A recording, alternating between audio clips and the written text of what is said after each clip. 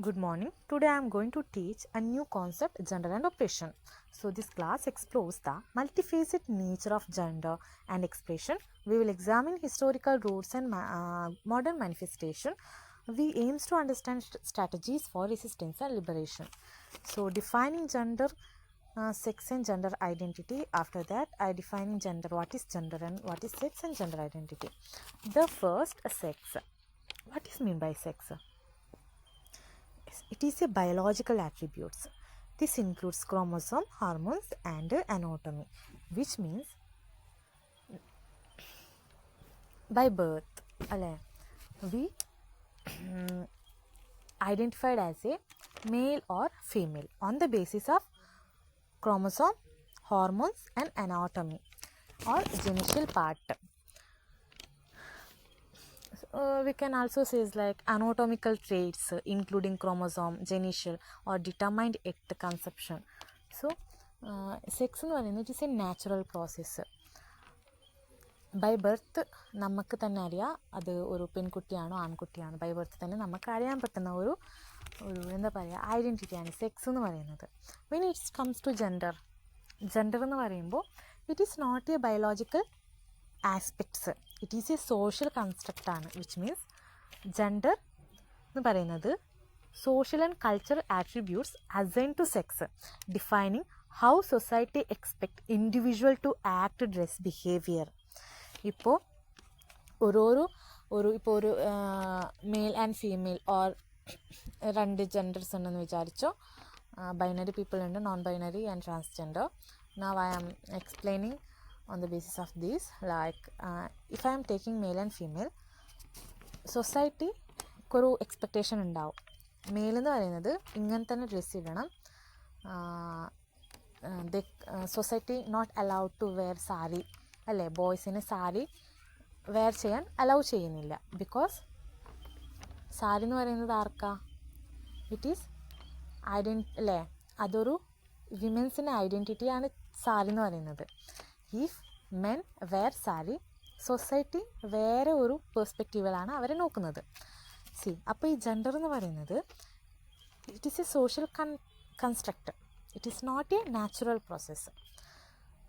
Society എങ്ങനെയാണ് ഒരു female or male or അവരെ എങ്ങനെ ബിഹേവ് ചെയ്യേണ്ടത്, എങ്ങനെ ഡ്രസ് ചെയ്യേണ്ടത്, എങ്ങനെയാണ് അവർ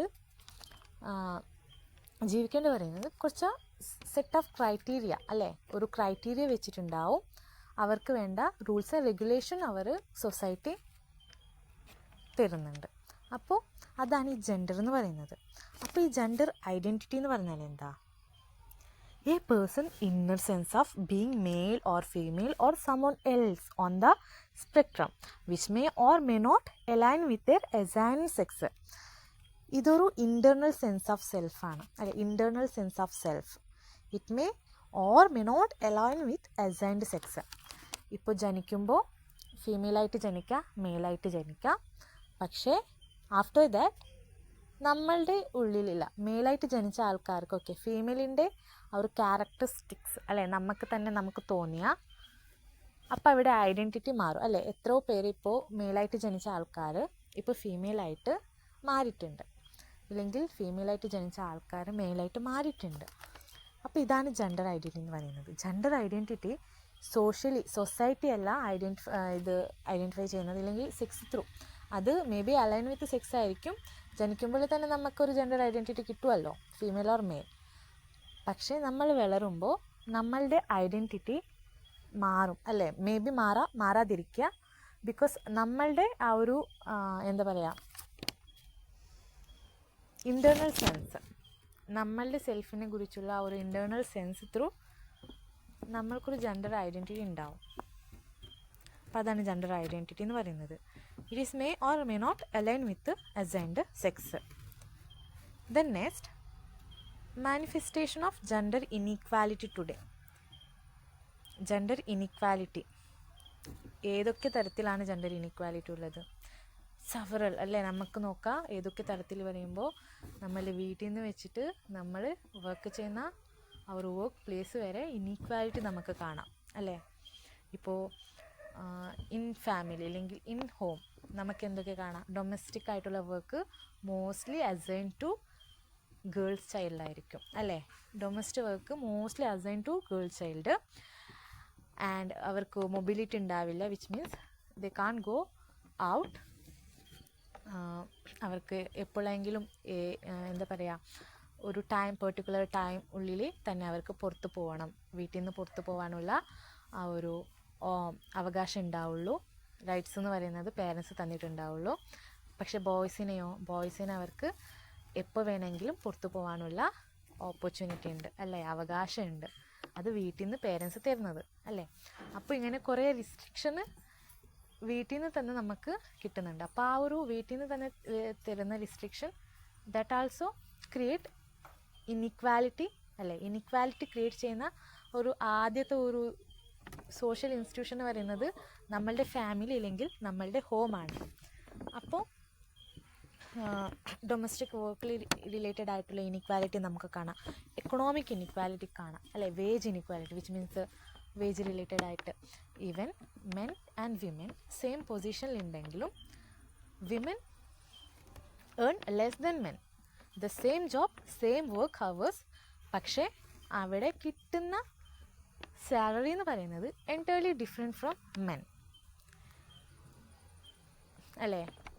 this is most common in informal sector and hi-tech ജോബിലൊക്കെ ഇത് കോമൺ ആണ്. ഈ ഗവൺമെൻറ് ജോബിലൊക്കെ ഇങ്ങനത്തെ ഒരു വേജ് ഗ്യാപ്പ് എന്ന് പറയുന്നത് നമുക്ക് കാണാൻ കുറവാണ്. പക്ഷേ ഇൻഫോർമൽ സെക്ടർ ആൻഡ് ഫോർമൽ സെക്ടറിൽ തന്നെ ഈ വൈറ്റ് കോളർ ജോബ്സ് എന്ന് പറയുന്നില്ല, എഞ്ചിനീയറിംഗ് ഫീൽഡ് അങ്ങനത്തതൊക്കെ കമ്പനീസൊക്കെ, അവിടെ ഇങ്ങനത്തെ ഇനീക്വാലിറ്റി നമുക്ക് കാണാം, വേജ് ഇനീക്വാലിറ്റി. അപ്പോൾ manifestation of gender inequality today, the first one is economic disparity. So the gender pay gap persists, women face barriers to advancement. അവിടെ ഇനിക്വാലിറ്റി എന്ന് പറയുമ്പോൾ wage inequality, then lack of job opportunity, അങ്ങനെ several inequality still existed in country or everywhere in the society. Then gender based violence, we know that ഇപ്പോൾ 140 women's per day മരിക്കുന്നുണ്ട്. Maybe അവരുടെ ഫാമിലിയോ ഇല്ലെങ്കിൽ intimate partners നിന്ന് murder ചെയ്യപ്പെടുന്നുണ്ട്. അപ്പോൾ അത് നോക്കിയാൽ നമുക്ക് തന്നെ അറിയാം വയലൻസ് എത്ര കൂടി വരുന്നുണ്ടെന്ന് അല്ലേ. Then access to education, even now ഈ റൂറൽ ഏരിയാസിലെ ഗേൾസിനെ they are not allowed to go school. And higher education കിട്ടുന്നില്ല, lack of higher education. Then child marriage. So ഈ എല്ലാ തരത്തിലുള്ള gender based violence on the basis of gender നടക്കുന്നുണ്ട് ഇപ്പോഴും അല്ലേ. ഇപ്പോൾ നമുക്കൊരു നമ്മളുടെ പാർട്ട്ണർ ചൂസ് ചെയ്യണമെങ്കിൽ ആ ഒരു ഫ്രീഡം നമുക്കുണ്ടാവില്ല. മേ ബി ഇപ്പോൾ നമ്മൾ കല്യാണം കഴിഞ്ഞിട്ട് പോയാൽ അവിടെ ഫിസിക്കൽ വെർബൽ രീതിയിലുള്ള അബ്യൂസ് കുറേ കേസസ് ഇപ്പോൾ ടിൽ നൗ അത് കൂടി വരുന്നുണ്ട്, ഡേ ബൈ ഡേ ഇൻക്രീസ് ആവുന്നുണ്ട്.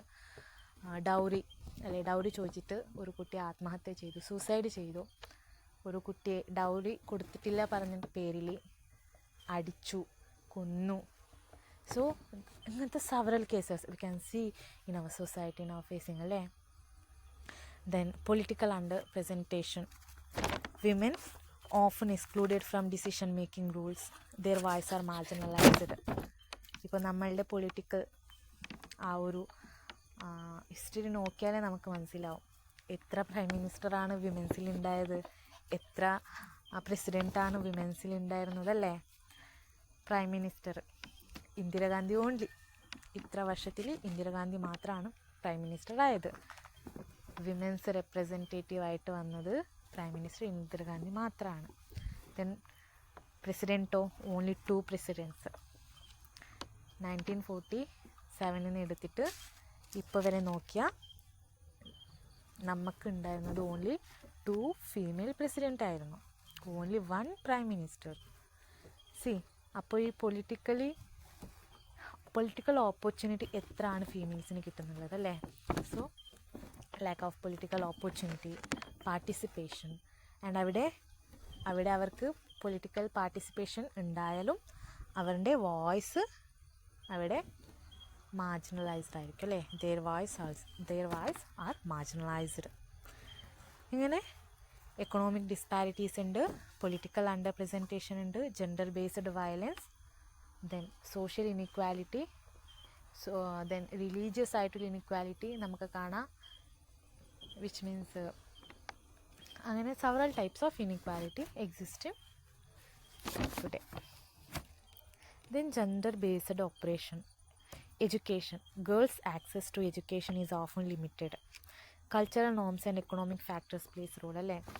ആഫ്റ്റർ 18 കുട്ടികൾ കല്യാണം കഴിക്കണം, ഇല്ലെങ്കിൽ ആ കുട്ടി എന്തൊക്കെ അല്ലേ, ഒരു 18 കഴിഞ്ഞ പിന്നെ കുട്ടികളെ കല്യാണം കഴിക്കണം. അതാണ് സൊസൈറ്റീൻ്റെ ഒരു റൂൾ എന്ന് പറയുന്നത്. ആഫ്റ്റർ ദാറ്റ് ആ കുട്ടി ഒരു എന്തെങ്കിലും പ്രശ്നമുള്ള കുട്ടിയായിട്ട് അവർ തന്നെ തീരുമാനിക്കും. അപ്പോൾ അതുകൊണ്ട് തന്നെ ഈ ചൈൽഡ് മാരേജോ ഇല്ലെങ്കിൽ അങ്ങനത്തെ ഈ പോവർട്ടി, അൺഎംപ്ലോയ്മെൻറ്റ്, ചൈൽഡ് മാരേജ്, ഇങ്ങനത്തെ കുറേ സോഷ്യൽ ഫാക്ടേഴ്സ് അത് ഗേൾസിന് എഡ്യൂക്കേഷനെ ബാധിക്കുന്നുണ്ട്. It will effect the girls education. Then workplace discrimination and harassment. They are often paid less money, less salary than men. Then violence, gender based violence are faced women globally. It has devastating consequences.